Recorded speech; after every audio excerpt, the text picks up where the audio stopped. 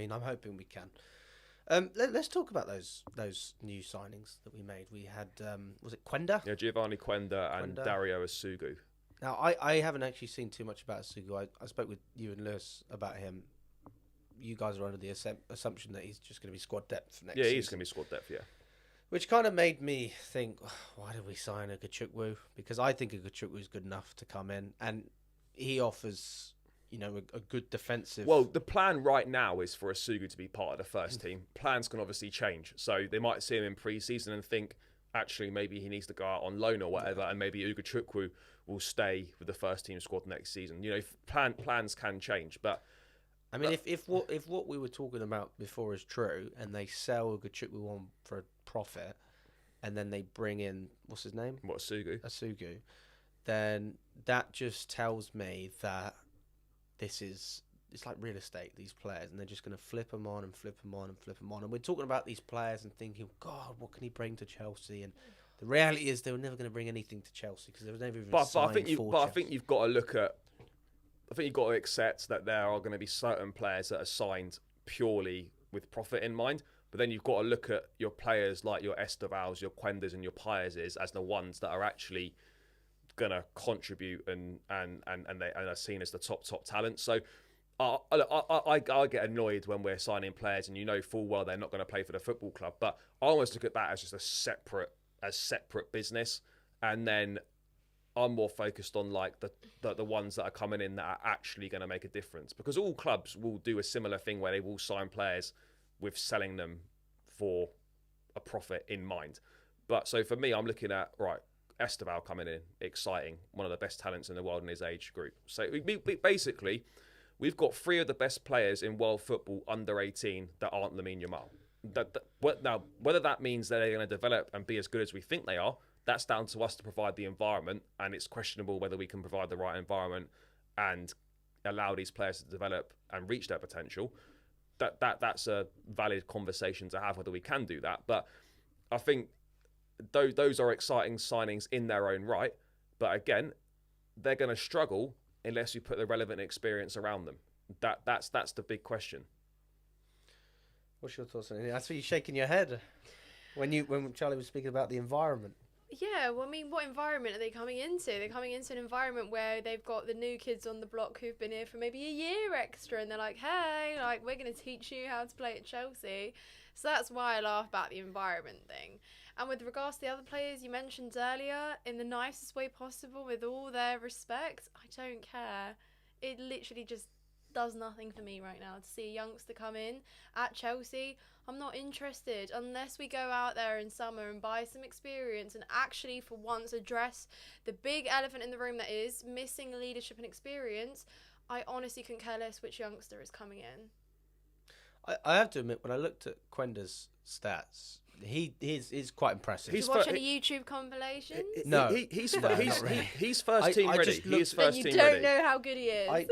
I saw his stats in the youth team, and he had a good ratio of GA. He's playing a lot of games as well. But this season, at 17 years old, played 44 games with Sporting Lisbon in the first team this season, and he's played 10 times in the Champions League. This is a guy who's first team ready. He's first team ready at 17. How old is he? 17.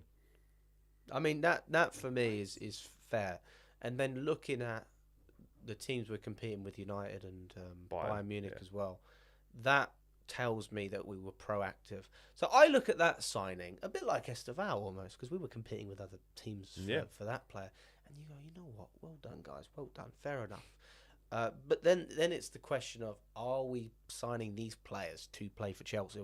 We're hoping that the first example of that was Santos will come in, slot into the midfield, and massively improve us next season.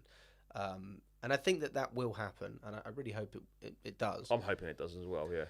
But, it's like you said, Charlie, until he puts the shirt on, nobody knows. Yeah, well, that's the thing. That's the one more in it. Until you actually see him in the shirt and the window's closed, then you can relax. All the things are saying that Santos will come and be part of the squad, and I do believe it. I do believe that to an extent, but just that someone will probably try and maybe bid. Someone will bid for him this summer or put an offer in. How much should we pay?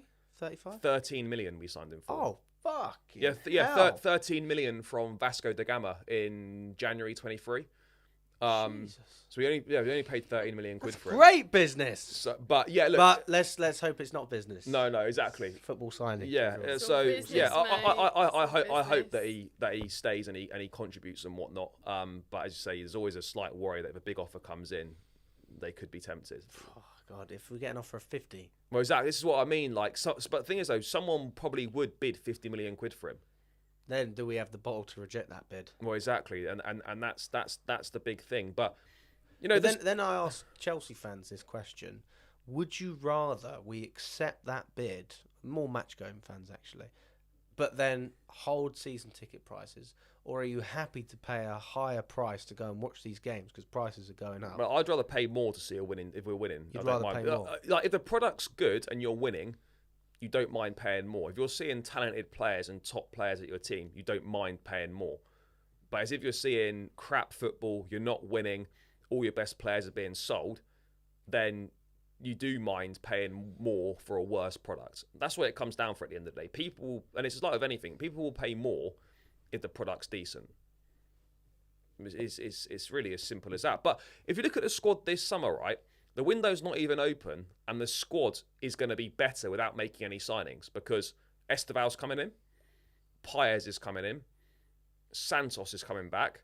So straight away there, you've got 3 players coming in already, but we've not spent a penny on that improved the squad. Now Paez will more than likely go on loan. I think that's already been agreed. But you got 2 players in Santos and Esteval that are coming in that already improved the squad.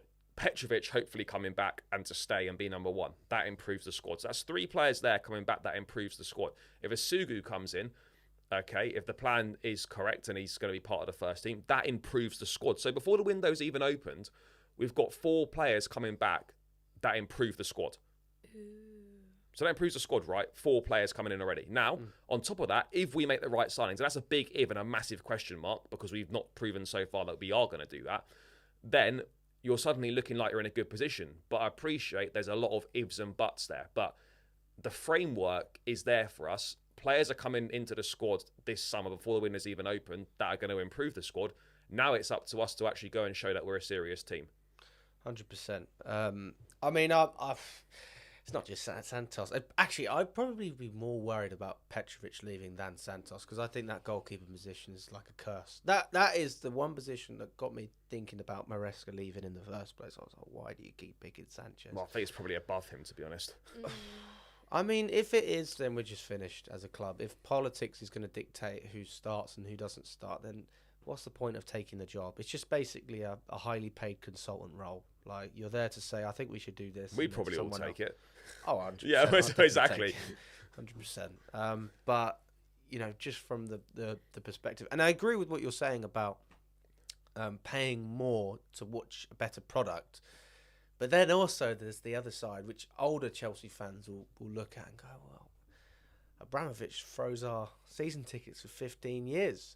But unfortunately, the direction that football's moving in, landscape's changing with football, totally and like different now. And people will say, oh, they'll might use that as a stick to beat the ownership with. Anyone could be owning us, and Abramovich would have raised season tickets. Yeah, Abramovich would have raised prices as well. Those prices, all right, he froze them for multiple years, which is a great thing to do.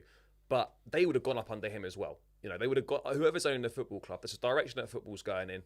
The ticket prices would have gone up regardless of who owns the football club. Yeah, I mean, what's your take on it, Nina? Sorry, guys, I just kind of tapped out. Yeah, I know.